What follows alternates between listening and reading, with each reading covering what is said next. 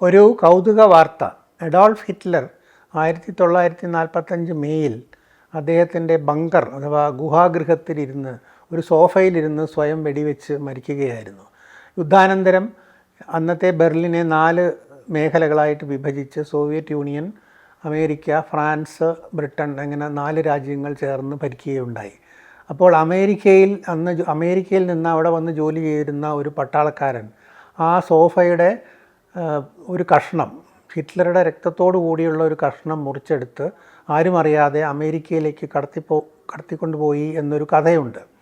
ആ കഥ പരിശോധിച്ചപ്പോൾ അദ്ദേഹം കാണിക്കുന്ന തുണി കഷ്ണത്തിനും അവിടെ ഉണ്ടായിരുന്ന സോഫയുടെയും പാറ്റേണുകൾ തമ്മിൽ വളരെ സാമ്യമുള്ളതായിട്ടും കണ്ടുപിടിച്ചിരുന്നു. അതോടുകൂടി തന്നെ ആ മുറിയിൽ വേറെ ആരും ഇല്ലാതിരുന്നു എന്നുള്ളത് കൊണ്ട് ആ രക്തം ഹിറ്റ്ലറുടേത് തന്നെയാണ് എന്നാണ് മിക്കവാറും പേര് വിചാരിക്കുന്നത്.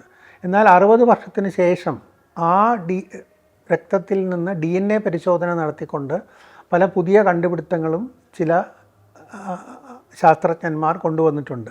പ്രധാനമായത് ആ ജനറ്റിക് അനാലിസിൽ നിന്ന് അദ്ദേഹത്തിന് സ്കൈസോഫ്രീനിയ, ബൈപോളാർ ഡിസോർഡർ, ഓട്ടിസം മുതലായ വളരെ ഗുരുതരമായ മാനസിക വൈകല്യങ്ങളുടെ ആയിട്ട് ബന്ധപ്പെടുത്തിയുള്ള ജീനുകൾ ആ DNA-യിൽ കണ്ടുപിടിച്ചു എന്നുള്ളതാണിത്.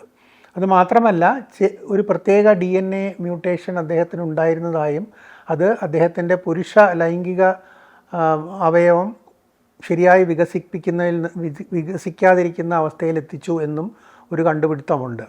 ഇത് പോസ്റ്റ്മോർട്ടം സമയത്തും സൂചിപ്പിച്ചിട്ടുള്ളതായതുകൊണ്ട് ഇത് ശരിയാണെന്നാണ് ഇപ്പോൾ നിഗമനത്തിലെത്തിയിരിക്കുന്നത്.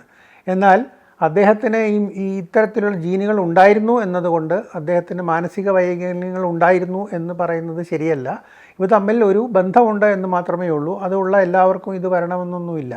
പക്ഷേ ഇതുപോലെയുള്ള അനാലിസിസുകൾ വെറുതെ ഇത്രയും 60 കൊല്ലത്തിന് ശേഷം ഒരു വിവാദം ഉണ്ടാക്കാം എന്നതിലപ്പുറം ഇതുകൊണ്ട് വലിയ പ്രയോജനമൊന്നുമില്ല. എങ്കിലും അതൊരു കൗതുക വാർത്തയായി അവശേഷിക്കുന്നു.